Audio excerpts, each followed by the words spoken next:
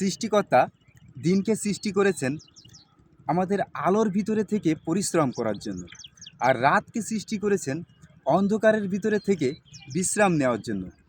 কিন্তু আমরা রাত্রিরে যখন আলো জ্বালিয়ে আর্টিফিশিয়াল দিন তৈরি করি, তখন আমাদের শরীরের যে বডি ক্লক আছে, এই বডি ক্লকের সার্কেডিয়ান রিদম এলোমেলো হয়ে যায়।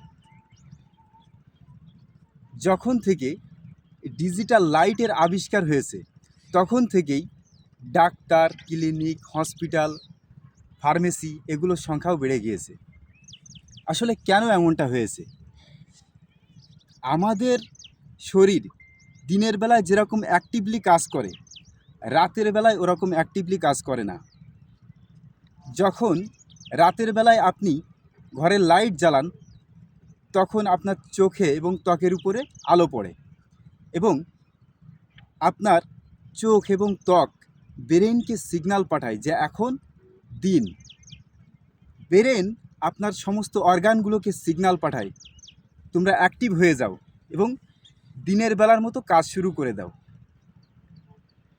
তখন আপনার শরীরে দিনের বেলায় যে কর্টিসল হরমোন রিলিজ হয়, ওটা রিলিজ হওয়া শুরু হয়ে যায়। রাতের বেলায় যে মেলাটোনিন হরমোন রিলিজ হইতো, ওটা হওয়া বন্ধ হয়ে যায়, যার কারণে আপনার শরীরের ক্লান্তি দূর হয় না।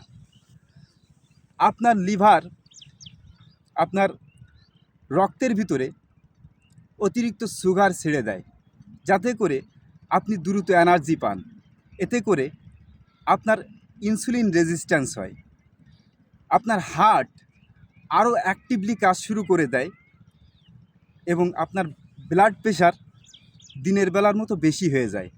আপনার কিডনি দিনের বেলার মতোই বেশি পানি ডিসপাস করতে শুরু করে দেয়, যার কারণে আপনি ঘন ঘন প্রস্রাব করতে দৌড়ান। তো যদি রাতের বেলায় আপনি শরীরে এরকম আলো ফেলেন, ঠিক এভাবেই আপনার বডির সার্কেডিয়ান রিদম এলোমেলো হয়ে যায়। তাহলে এখন করণীয় কি? আপনি যদি এভাবে আস্তে আস্তে রুগী না হইতে চান, তাহলে আপনার জন্য করণীয় হলো রাত্রের বেলায় সম্পূর্ণ অন্ধকারের ভিতরে ঘুমিয়ে থাকা এবং রাত্রের বেলায় কোনো প্রকার খাবার না খাওয়া, খাবার দিনের বেলার ভিতরে খেয়ে শেষ করে ফেলা। তারপর